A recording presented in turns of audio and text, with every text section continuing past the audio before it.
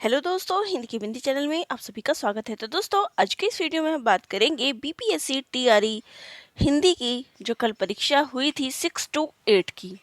तो यह हिंदी विषय से किस प्रकार के प्रश्न पूछे गए थे, हम इन पर चर्चा करेंगे। और इसका फ़ायदा आपको ये होगा कि जो कक्षा 9 और 10 की आपकी परीक्षा होनी है, और इसके अलावा कक्षा 11 और 12 की परीक्षा जो होनी है, उसमें पेपर का लेवल क्या रहने वाला है, किस प्रकार के प्रश्न जो है उसमें पूछे जाएंगे, इन सभी पर हम चर्चा भी करेंगे। तो चलिए सबसे पहले हम प्रश्न पत्र को देख लेते हैं कि किस प्रकार के प्रश्न जो है इसमें पूछे गए थे। तो यहाँ मैं हिंदी भाषा का प्रश्न ले रही हूँ, और इसके बाद जो नेक्स्ट वीडियो होगा उसमें मैं जीके से क्या पूछा गया था और बाकी जो विषय है उनसे क्या चीज़ें पूछी गई थी, लैंग्वेज में किस प्रकार के प्रश्न थे, इन सभी पर चर्चा करेंगे। तो चलिए प्रश्नों को शुरू करते हैं। तो देखिए, पहला प्रश्न यहाँ पर है कि निम्नलिखित इतिहास ग्रंथों का कालक्रम अनुसार सही क्रम क्या है। तो देखिए, इतिहास ग्रंथ से एक प्रश्न जरूर आता है, चाहे आपसे रचनाकार का नाम पूछ ले, चाहे आपसे कुछ और प्रश्न पूछ ले, लेकिन एक प्रश्न तो यहाँ से हमेशा से बनता आया है। तो यहाँ पर सबसे पहले इनका जो है कालक्रम पूछा गया है। तो देख सकते हैं यहाँ पर जितने भी ऑप्शन देंगे, अब ये हिंदी साहित्य का आलोचनात्मक इतिहास, हिंदी साहित्य का इतिहास, हिंदी साहित्य की भूमिका और मिश्र बंधु विनोद। अब यहाँ पर जो सबसे पहले रचना लिखी गई है वो है मिश्र बंधु विनोद, फिर है हिंदी साहित्य का इतिहास शुक्ल जी के द्वारा, फिर इसके बाद हजारी प्रसाद द्विवेदी जी का हिंदी साहित्य की भूमिका, और फिर हिंदी साहित्य का आलोचनात्मक इतिहास। तो इस प्रकार से जो है गणपति चंद्रगुप्त का, तो इस प्रकार से जो है इसका क्रम रहेगा। तो यहाँ पे राइट आंसर हो जाएगा ऑप्शन सी। चलिए नेक्स्ट क्वेश्चन पे आ जाए। तो यहाँ पर नेक्स्ट क्वेश्चन भी यहाँ पर क्रमानुसार ही लगाना है। तो यहाँ पर है प्रेमाख्यान काव्य परंपरा की प्रमुख रचनाओं का सही क्रम क्या है। तो यहाँ पे आपको प्रेमाख्यान काव्य परंपरा का बताना है। तो सबसे पहले है चंदायन, फिर है मृगावती, फिर है पद्मावत, और सबसे लास्ट में है मधुमालती। तो ये कुछ इस प्रकार से क्रम होगा। ऑप्शन ए जो है इसका राइट आंसर हो जाएगा। चलिए नेक्स्ट क्वेश्चन पे आ जाए। तो अगला क्वेश्चन है, आचार्य रामचंद्र शुक्ल ने किसे सांप्रदायिक कहकर साहित्य के क्षेत्र से बाहर रखा था। तो देखिए, जो आचार्य रामचंद्र शुक्ल ने, देखिए, सूफी काव्य को नहीं कहा, संत साहित्य को नहीं कहा, इन्होंने जो है सिद्ध और नाथ साहित्य को कहा है। तो यहाँ मैं एक और जानकारी दे दूँ कि मैं हमेशा से आप सभी को ये कहती हूँ कि आचार्य रामचंद्र शुक्ल की पुस्तक ज़रूर पढ़ें, क्योंकि इससे जो है आपके काफ़ी ज़्यादा प्रश्न पूछे गए थे, और हो सकता है जो आगे जो परीक्षा है 9 से 12 की, उसमें भी पूछा जाए, क्योंकि शुक्ल जी से हमेशा से प्रश्न बनते चले आए हैं। तो चलिए यहाँ पर देखिए प्रश्न है। तो यहाँ पे भी उन्होंने शुक्ल जी के अनुसार ही पूछा है कि किसे सांप्रदायिक कहकर साहित्य के क्षेत्र से बाहर रखा, तो वो है सिद्ध और नाथ साहित्य। नेक्स्ट क्वेश्चन है, किसने पृथ्वीराज रासो को अप्रामाणिक रचना घोषित करके इसका प्रकाशन बंद करवा दिया था। तो यहाँ पर इसका राइट आंसर हो जाएगा डॉक्टर जोन्स। बाकी देखिए, इस प्रश्न पे थोड़ा सा डाउट है, क्योंकि यहाँ पर वूलर का भी नाम आ सकता है, तो यहाँ पर डी ऑप्शन भी हो सकता है। तो यहाँ इस प्रश्न को देखना पड़ेगा। चलिए मैं यहाँ पे जो है डी ऑप्शन के साथ जाऊंगी। ऑप्शन डी जो है इसका राइट आंसर हो जाएगा। चलिए नेक्स्ट क्वेश्चन पे आ जाए।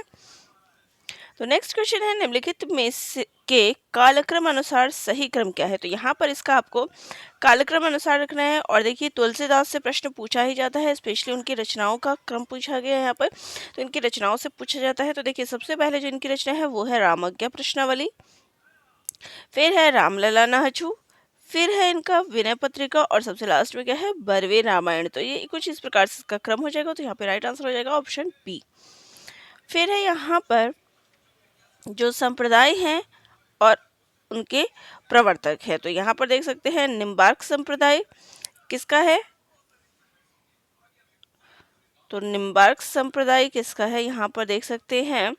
तो यहाँ पर इसका मिलान आ जाएगा। तो यहाँ पर है निम्बार्क संप्रदाय निम्बार्काचार्य का है, बिल्कुल सही है। राधा वल्लभ संप्रदाय स्वामी हित हरिवंश का है। गौड़ीय संप्रदाय हरिदास का है। वहीं पे गौड़ीय संप्रदाय जो है चैतन्य महाप्रभु का है, डी ऑप्शन। फिर है हरिदासी संप्रदाय स्वामी हरिदास का है। तो ये आपका इस प्रकार से मिलान हो जाएगा। तो यहाँ पे सी ऑप्शन जो है राइट आंसर है। चलिए, अच्छा है कि कंफ्यूज नहीं है, डायरेक्ट आपको आंसर्स मिल रहे हैं। फिर है अगला है, गोरी सोवे सेज पर मुख पर डारी केस, चल खुसरो घर आपने रैन भाई चहुदेस। तो ये जो दोहा है अमीर खुसरो ने किसके संदर्भ में कहा है? तो ये उन्होंने अपने गुरु, उनके गुरु कौन थे? हजरत निजामुद्दीन औलिया। तो उनकी मृत्यु के समय पर, जब उनकी मृत्यु हो गई तो उनके मृत्यु के समय पर उन्होंने ये बात कही थी। तो यहाँ पर सी ऑप्शन जो है हमारा राइट आंसर हो जाएगा। चलिए नेक्स्ट क्वेश्चन पे आ जाए। तो यहाँ पर आपको जो पुस्तक है आलोचनात्मक, देखिए यहाँ से दूसरा प्रश्न भी पुस्तकों के ऊपर ही आ गया है, जो आपके इतिहास ग्रंथ है, कि जो आलोचनात्मक पुस्तकें हैं उनको उनके रचनाकारों से मिलान करना है। तो देखिए हिंदी साहित्य की भूमिका, ये किसका है? हजारी प्रसाद द्विवेदी जी का है। हिंदी साहित्य का इतिहास, ये किसका है? आलोचनात्मक इतिहास, ये है, देखिए हिंदी साहित्य का दूसरा इतिहास डॉक्टर बच्चन सिंह।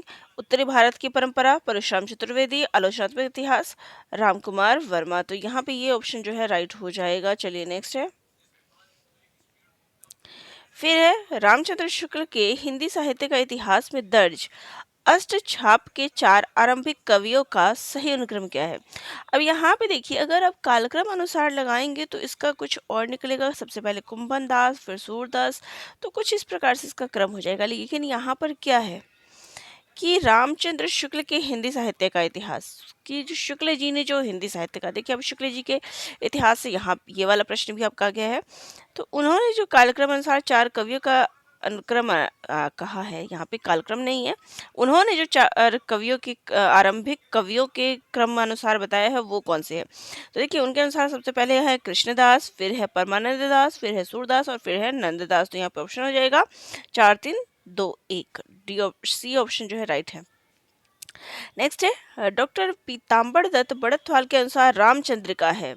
तो रामचंद्रिका जो है वो है फुटकर कविताओं का संग्रह। उन्होंने ये कहा है फुटकर कविताओं का संग्रह, ठीक है, रामचंद्रिका को। देखिए छंदों का अजायब घर, अब यहाँ पर मैं इस प्रश्न का भी जिक्र कर दूं कि छंदों का अजायब घर किसने कहा है? तो ये राम स्वरूप चतुर्वेदी ने कहा है, ठीक है। तो ये चतुर्वेदी जी के द्वारा कहा गया है छंदों का अजायब घर। लेकिन पीताम्बर दत्त बड़थवाल का पूछा गया तो उन्होंने फुटकर कवित्तों का संग्रह इसको कहा है। नेक्स्ट क्वेश्चन है प्रयोगवाद के प्रवर्तक के अनुसार प्रयोगवादी कवि का मुख्य तथ्य क्या था? तो देखिए प्रयोगवादी कवियों को क्या कहा गया है? नई राहों का अन्वेषण।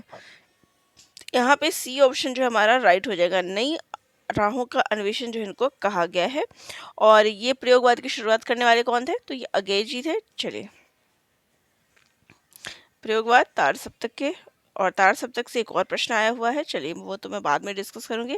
अब यहाँ पर जो अगला प्रश्न है देखिए अध्याय और उनके रचक हो, तो ये भी चीज़ देखिए इंपॉर्टेंट कहीं ना कहीं हो जाता है। प्रश्न थोड़े आसान होते हैं लेकिन कहीं ना कहीं पेपर में आपको कंफ्यूज कर देते हैं। देखिए पृथ्वीराज रासो में किस चीज, कौन सा अध्याय है? तो इसमें समय कहा गया है।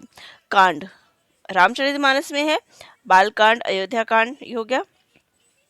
फिर यहाँ पे देखिए सर्ग, सर्ग आप किस में देखते हैं?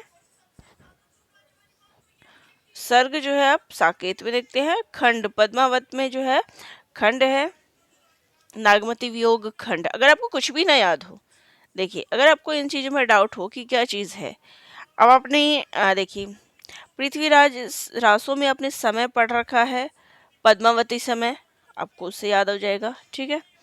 और एक तो इस प्रकार से आप याद रख लीजिएगा, पद्मावती समय आपने नेट के पेपर के टाइम में पढ़ा था, आपने इससे मिला दिया। दूसरा है रामचरितमानस बालकांड अयोध्या कांड, तो इसमें कांड आ रहा है। खंड, चलिए आपको खंड नहीं पता, अब छोड़ देते हैं। सर्ग पद्मावत में आपने सारे पढ़े हैं कि पद्मावत में कौन कौन से सर्ग है, लज्जा पद्मावत में सॉरी नागमती वियोग खंड आदि ये सब आता है। तो चलिए ये आ गया हमारा इससे। आपको बाकी सर्ग याद ना हो, वो तो आपको याद है, नागमती वियोग खंड पद्मावत में पढ़ा, तो इस प्रकार से आप इसको मिला सकते हैं। फिर नेक्स्ट क्वेश्चन है इनमें से कौन भारतेंदु मंडल का कवि नहीं है? देखिए भारतेंदु मंडल में प्रताप नारायण मिश्र है, बालकृष्ण भट्ट है, लेकिन श्रीधर पाठक जो है द्विवेदी युगीन कवि है। तो यहाँ पे सी ऑप्शन जो हमारा राइट हो जाएगा। चलिए नेक्स्ट है इनमें से कौन तार सप्तक का कवि नहीं है? तो देखिए केदारनाथ सिंह और विजय देव नारायण शाही तो तीसरे तार सप्तक के कवि हैं, तीसरे सप्तक के कवि हैं। यहाँ तार सप्तक नहीं होना चाहिए, तीसरे सप्तक के कवि हैं। लेकिन प्रभाकर माचवे जो है वो तीसरे सप्तक के कवि नहीं है, और यहाँ पे नहीं है वाला बताना है तो बी ऑप्शन हमारा राइट हो जाएगा। चलिए फिर इसके बाद जो है यहाँ पर आपका मिलान हो जाएगा। देखिए रतिनाथ की चाची किसका है, नागार्जुन का है। पड़ती पड़ी कथा रेणु का है। कब तक पुकारूं रंगे राघव का है। पानी के प्राचीर रामदरस मिश्री। तो ये आंचलिक उपन्यास और उनके रचनाकार, यहाँ से भी प्रश्न पूछा गया है। तो आप टॉपिक देखते जाइए कि किस किस टॉपिक से प्रश्न किस प्रकार के पूछे जा रहे हैं। फिर यहाँ पर आपका ये देखिए गद्यांश पिछली बार भी काफ़ी ज़्यादा पूछे गए थे, तो यहाँ पर गद्यांश से बहुत ज़्यादा प्रश्न फिर आए थे। तो गद्यांश के मैं आंसर ही बताते चले जाते। देखिए सुखी जीवन का मंत्र क्या है, तो यहाँ पर ए ऑप्शन राइट हो जाएगा, आसक्ति का त्याग। फिर नेक्स्ट पे आ जाए तो मनुष्य किस सच्चा सुख मानने की भूल करता रहता है, तो मनुष्य जो है भौतिक सुख को जो है सच्चा सुख मानने की भूल करता है। नेक्स्ट है आनंद की अनुभूति करने के लिए क्या आवश्यक है, तो इसके लिए जो है संवेदनशीलता की आवश्यकता है। फिर है जो भाव पराश्रित ना होकर स्वयं के अंतःकरण से जुड़ा हो उसे क्या कहते हैं, तो उसे हम आनंद कहते हैं। नेक्स्ट क्वेश्चन पे आ जाए। फिर यहाँ पर है संसार में प्रत्येक मनुष्य क्या चाहता है, तो प्रत्येक मनुष्य क्या चाहता है, सुख चाहता है। फिर यहाँ पर इसके बाद जो है दूसरा गद्यांश शुरू हो जाता है। तो दूसरे गद्यांश का देखिए प्रश्न है विज्ञान धृत शिक्षा की सर्वाधिक महत्वपूर्ण देन है, वह है जीवन का अपरिसीम भौतिक विकास। चलिए नेक्स्ट क्वेश्चन पे आ जाए। आज का मानव अपने व्यक्तित्व और अस्तित्व के प्रति इसलिए शंकालु है क्योंकि वह विज्ञान की विध्वंसक शक्तियों से भयभीत है। बी ऑप्शन जो है राइट हो जाएगा। चलिए नेक्स्ट है आधुनिक मानव विकास के सर्वांगीण नहीं कहा जा सकता क्योंकि साहित्य धर्म कला आदि मानव चेतना से निर्वासित है। सी ऑप्शन जो है राइट हो जाएगा। चलिए नेक्स्ट है मानव जीवन को भस्मासुर बनाने से कैसे रोक सकते हैं, तो नैतिक आत्मिक मूल्यों को विकसित करके जो है रोक सकते हैं। तो यहाँ पे बी ऑप्शन राइट है। फिर यहाँ पर नेक्स्ट क्वेश्चन है अणु विस्फोट को मानवतावादी की मर्यादा देना तभी संभव है जब व्यक्ति की शुद्धता को राष्ट्र की शुद्धता ना बनने दिया जाए। सी ऑप्शन राइट हो जाएगा। फिर देखिए यहाँ पर तीसरा गद्यांश चालू हो जाता है, तो तीसरे गद्यांश के प्रश्न ले लेते हैं। मानवता के उदय का प्रेरणा स्रोत क्या था, तो देखिए मानवता को शोषण और बंधन से मुक्त कराना, ये इसका राइट ऑप्शन है। राष्ट्रीयता का जन्म कैसे हुआ, जब उदार मानवतावाद एक राष्ट्र की परिधि में सीमित हो गए। सी ऑप्शन राइट हो गया। नेक्स्ट है मनुष्यता की महिमा किन कारणों से विकृत हो उठी, तो यहाँ पर देखिए संकुचित राष्ट्रीय भावना और परिणामता, महायुद्ध, मानव मूल्य का ह्रास और राष्ट्र का विघटन, राष्ट्र की अतिशय महत्वाकांक्षा है। तो यहाँ पे डी ऑप्शन राइट हो जाएगा, उपयुक्त में से एक से अधिक। फिर इसके बाद नेक्स्ट क्वेश्चन है संकुचित राष्ट्रीय भावना का दुष्परिणाम निकला, तो यहाँ पर भी इसका राइट ऑप्शन हो जाएगा, ऑप्शन डी, उपयुक्त में से एक से अधिक। फिर यहाँ पर जो है गद्यांश का शीर्षक पूछा गया है, तो यहाँ पे सी ऑप्शन हो जाएगा मानवता से राष्ट्रीयता की ओर, इसका शीर्षक हो जाएगा। फिर गद्यांश 4 शुरू हो जाता है, तो देखिए बहुत ज़्यादा गद्यांश इसमें पूछे गए हैं। हालांकि 9th 10th और जो 11th 12th का होगा इसमें इतने गद्यांश नहीं पूछे जाएंगे, दो गद्यांश तो उसमें भी आते हैं, लेकिन आते ज़रूर हैं। चलिए नेक्स्ट क्वेश्चन है चरित्र निर्माण की क्यों आवश्यकता है, तो राष्ट्र के सर्वांगीण विकास के लिए। नेक्स्ट है उन्नत राष्ट्र के लिए विकास का प्रथम सोपान क्या है, तो इसका राइट आंसर हो जाएगा भ्रष्टाचार के प्रति निषेधात्मक वातावरण। नेक्स्ट क्वेश्चन पे आ जाते हैं। तो नेक्स्ट क्वेश्चन है जनतंत्र के लिए क्या लाभकारी हो सकता है, तो उत्तम चरित्रवान व्यक्ति।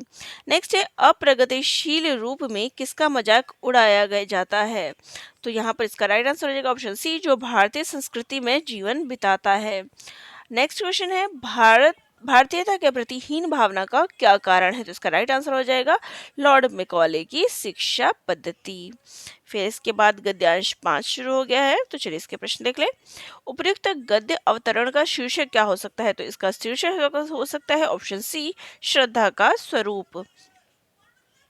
फिर नेक्स्ट है श्रद्धा और प्रेम में क्या अंतर है, तो इसका राइट आंसर हो जाएगा ऑप्शन ए, श्रद्धा सामाजिक है और प्रेम जो है वो व्यक्तिगत है। नेक्स्ट है श्रद्धा एक आनंदपूर्ण कृतज्ञता है क्योंकि हम समाज के प्रतिनिधि के रूप में इनको प्रकट करते हैं, तो ऑप्शन सी हमारा राइट हो जाएगा। नेक्स्ट क्वेश्चन है जागृत समाज का क्या लक्षण है, तो इसका राइट ऑप्शन हो जाएगा ऑप्शन सी, सदाचार पर श्रद्धा और अत्याचार पर क्रोध करना।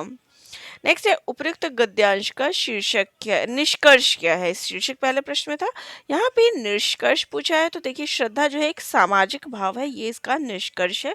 बी ऑप्शन हमारा राइट हो जाएगा।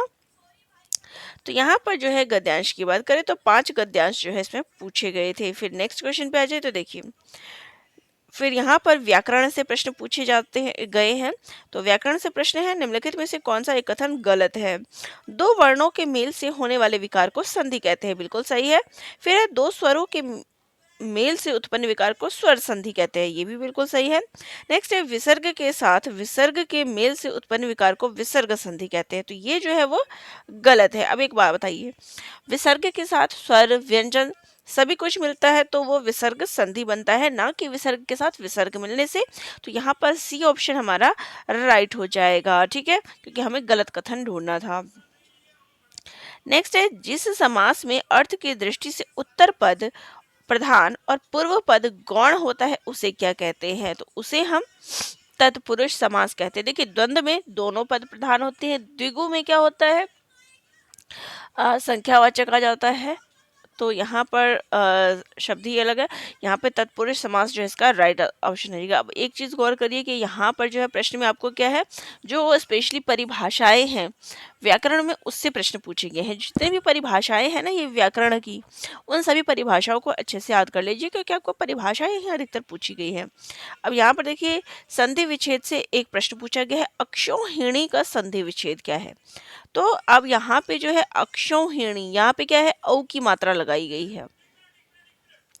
तो औ की मात्रा जो है लगाई गई है, यहाँ पर इसमें से किसी में भी औ की मात्रा नहीं है। यहाँ पे अक्षा और हीणी ईढ़ीणी है, ये भी गलत है। अहीणी है, तो अ से जब ओ का मिलान होगा तो औ नहीं बनेगा, अक्षा से ऊ क्या बनेगा, तो भी नहीं होगा। तो यहाँ पे हो जाएगा उपयुक्त में से कोई नहीं। तो हमें औ बनाना है, जो कि यहाँ पे इनमें से किसी के भी मिलान से नहीं बनेगा। चलिए नेक्स्ट क्वेश्चन है, दो या दो से अधिक शब्दों के मेल से बने नए शब्द बनाने की क्रिया को कहते हैं। तो यहाँ भी देख सकते हैं परिभाषा पूछी गई है, तो ये इसका राइट आंसर हो जाएगा समास। नेक्स्ट है निम्नलिखित में से कौन से उत्तर सही हैं। तो यहाँ पर आपको सही आंसर ढूंढना है, और ये वर्णमाला से प्रश्न है। अनुस्वार पूर्ण अनुनासिक ध्वनि है, बिल्कुल सही है। फिर है वर्ण के पंचम अक्षर अनुनासिक होते हैं, बिल्कुल सही है। क ख ग घ ड़ जो ये होता है ये आपके अनुनासिक है। फिर है अनुनासिक के उच्चारण के दौरान नाक से बहुत कम सांस निकलती है और मुंह से अधिक, तो ये बिल्कुल गलत है। तो यहाँ पे हमारे दो ऑप्शन जो है 1 और 2 जो है वो सही है। तो यहाँ पे हम बी ऑप्शन केवल 1 और 2 पे जाएंगे। नेक्स्ट क्वेश्चन है नोटिफिकेशन का हिंदी अनुवाद है। तो नोटिफिकेशन का जो हिंदी अनुवाद हो जाएगा वो हो जाएगा अधिसूचना।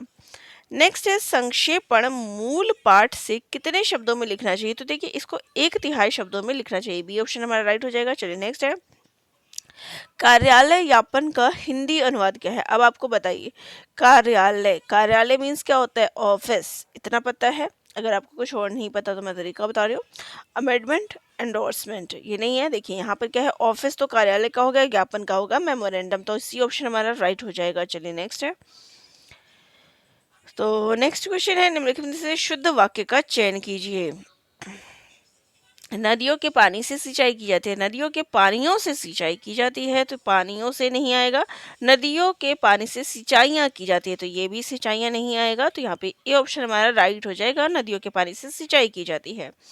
फिर यहाँ पर आपको एक वाक्य दिया गया है, मिश्रित वाक्य दिया गया है, उसको साधारण वाक्य में बदलना है।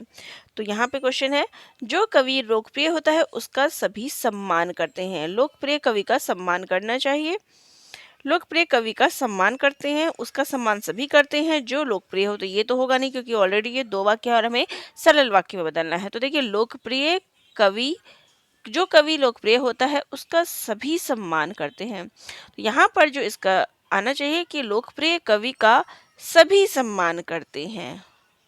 तो यहाँ पर एक भी ऑप्शन नहीं है, लोकप्रिय कवि का सभी, यहाँ पे सभी होता तो हो जाता, लेकिन यहाँ पर नहीं है। तो यहाँ पे हम ई ऑप्शन के साथ जाएंगे, ऑप्शन ई, कोई ऑप्शन।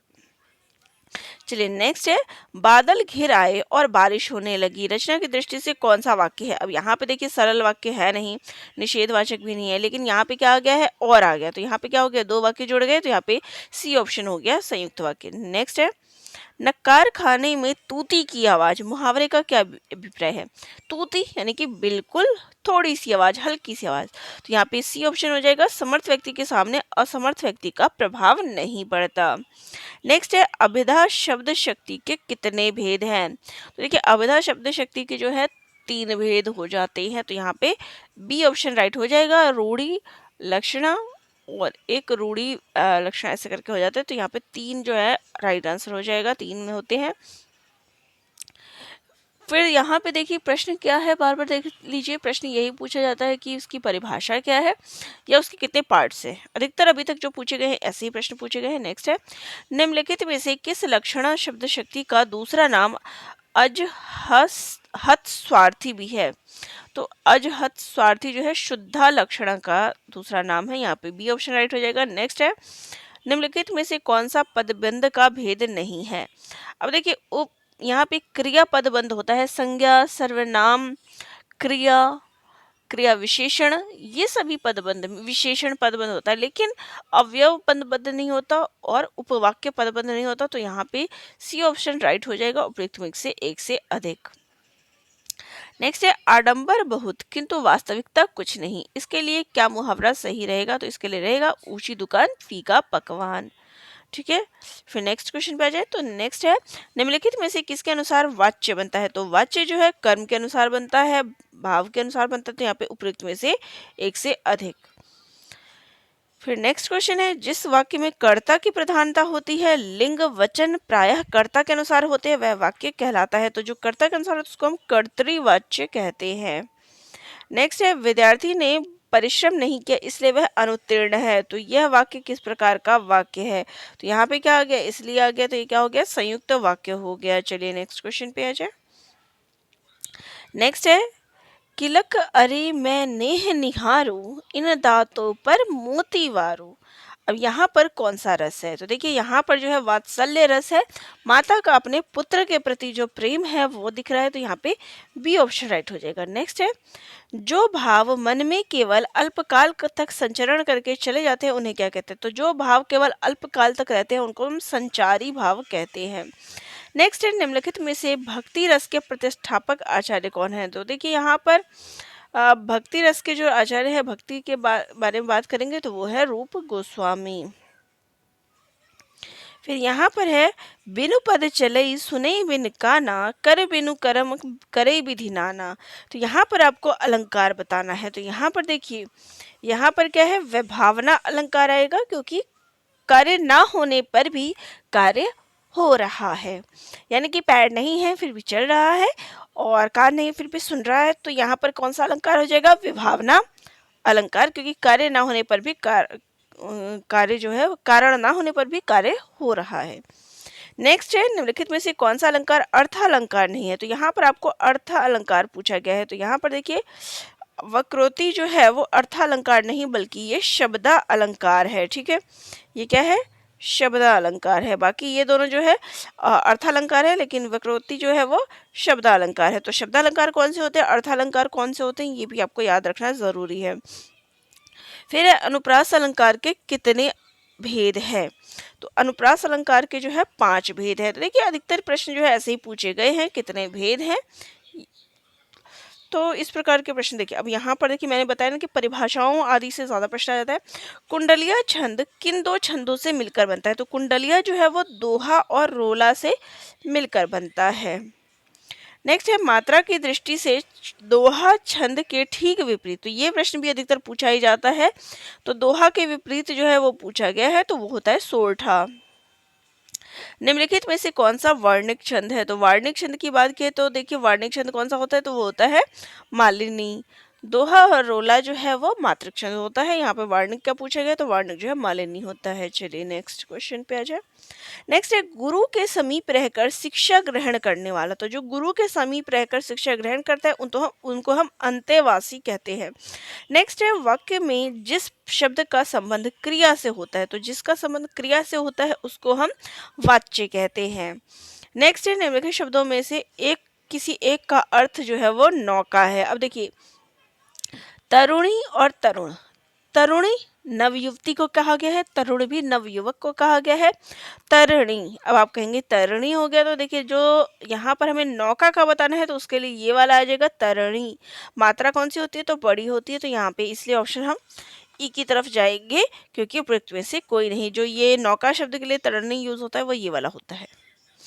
फिर यहाँ पे नेक्स्ट क्वेश्चन पे आ जाए, तो हमारा नेक्स्ट क्वेश्चन है अब्ज का अर्थ है। तो अब्ज का जो अर्थ होता है वो होता है कमल और चंद्रमा। नेक्स्ट है मंदिर और मंदिरा, इसके लिए कौन सा समान अर्थक, देखिए मंदिर यानी कि देवालय और मंदिरा यानी कि अश्वशाला, तो सी ऑप्शन हमारा राइट हो जाएगा। नेक्स्ट है कवि शब्द का स्त्रीलिंग रूप क्या होगा, तो इसका होगा कवयित्री, बिल्कुल आसान प्रश्न है। फिर है उच्चारण शब्द में कौन सा उपसर्ग है, तो उत जमा चारण होता है, तो ऑप्शन सी जो हमारा राइट आंसर है। नेक्स्ट है वीर रस का स्थायी भाव क्या है, तो वीर रस का स्थायी भाव क्या होता है, उत्साह होता है। फिर है किस स्वर के उच्चारण में दीर्घ स्वर से भी अधिक समय लगता है, तो दीर्घ स्वर से भी जिसमें अधिक समय लगता है वो होता है प्लूत स्वर। फिर नेक्स्ट क्वेश्चन पे आ जाते हैं, निम्नलिखित में से कौन सा वर्तनी की दृष्टि से शुद्ध है, तो यहाँ पर ऑप्शन सी आशीर्वाद जो है सी ऑप्शन वाला राइट है। नेक्स्ट है निम्नलिखित में से किस शब्द समूह में सभी शब्द तत्सम है, तो यहाँ पे देखिए घोड़ा, घोड़ा काष्ठ, कारीगर, घृत, यहाँ पर फिर कारीगर नहीं आएगा। फिर यहाँ पे शर्करा, पवन, अग्नि, ज्येष्ठ, यहाँ पे सारे शब्द तत्सम के, तो सी ऑप्शन बी ऑप्शन हमारा राइट हो जाएगा। फिर है विलोम शब्द की दृष्टि से कौन सा युग्म जो है वो गलत है, तो देखिए उत्तम, उत्तम का विरक्त नहीं होता, तो यहाँ पे ए ऑप्शन राइट है। देखिए भौतिक आध्यात्मिक सही है, कीर्ति अपकीर्ति ये सही है, लेकिन उत्तम का जो है विरक्त नहीं होता, तो हमारा ए ऑप्शन राइट है। तो चलिए ये थे प्रश्न जो बीपीएससी टीआरई में पूछे गए थे। तो प्रश्न पिछली बार के मुकाबले अगर इस बार के प्रश्न की बात करूँ तो कठिन आए थे, इजी नहीं आए थे। तो इस हिसाब से अपनी आगे की तैयारी करिए। प्रश्न भी मैं आपसे ये करवाऊंगी, एक एक टॉपिक लेके मैं अब प्रश्न करवाऊंगी। तो जो पीजीटी का पेपर है, टीजीटी का पेपर है 9 to 12 के लिए, वो अब मैं जल्द ही शुरू करवाऊंगी, ताकि जितने प्रश्न हैं वो जल्द से जल्द दे सकूँ, हर टॉपिक से ले सकूँ। तो चलिए इसी प्रकार से हम प्रश्नों को डिस्कस करेंगे, कितने प्रश्न किससे पूछे गए हैं। 2-3 प्रश्न आपके गद्यांश से पूछे जाएंगे, और बाकी प्रश्न देख सकते हैं कि साहित्य से किस प्रकार प्रश्न पूछे गए थे। और तो अब यहाँ पर प्रश्न आएगा कि कितने प्रश्न किससे पूछे गए, तो देखिए यह फिर से वही चीज़ हुई है कि व्याकरण से आप देख सकते हैं, व्याकरण से अगर मैं बात करूँ तो व्याकरण से 40 प्रश्न पूछे गए हैं, ठीक है। और वहीं पे साहित्य की बात करूँ तो साहित्य से आपका 15 प्रश्न पूछा गया था, और बाकी प्रश्न जो है आपके गद्यांश से पूछे गए थे। तो यहाँ पर फिर से देख सकते हैं कि व्याकरण जो है अधिक मात्रा में पूछे गए हैं। तो यहाँ पर आपको यही करना है कि व्याकरण की ज़्यादा अच्छे से तैयारी करिए, साहित्य भी नहीं छोड़ना है, मैं ये नहीं कहूँगी कि साहित्य छोड़ दें, लेकिन व्याकरण वाले पोर्शन से आप देख सकते हैं कि 40 प्रश्न पूछे गए थे। तो इसी प्रकार से जो नेक्स्ट परीक्षा होगी उसमें 60 का एवरेज तो आपका रहा ही है कि 60 प्रश्न आपके व्याकरण से पूछे गए, 40 से ऊपर ही पूछे गए हैं। तो यहाँ पर आप इसी प्रकार से तैयारी करिए, व्याकरण के पोर्शन को ज़्यादा करिएगा, और मैं भी व्याकरण का पोर्शन शुरू करवाऊंगी, व्याकरण से ही ज़्यादा प्रश्न पूछे जाएंगे। तो चलिए आज के वीडियो को हम यहीं एंड करते हैं। अब आपकी तैयारी जो है हम व्याकरण वाले पोर्शन को शुरू करेंगे। तो आपको वीडियो अच्छी लगे तो चैनल को लाइक, शेयर और सब्सक्राइब कर दीजिएगा। धन्यवाद।